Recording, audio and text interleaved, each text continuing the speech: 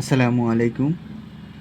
দেখেন, কাঁঠাল এবং মানুষের মধ্যে একই রকম। এই কাঁঠালটা কত সুন্দর দেখা যাচ্ছে।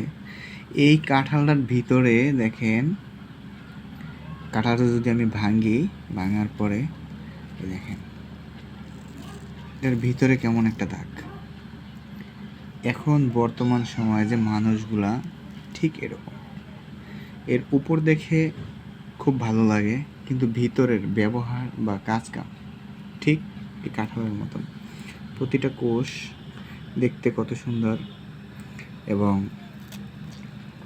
ভিতরে দেখেন প্রত্যেকটার একই অবস্থা।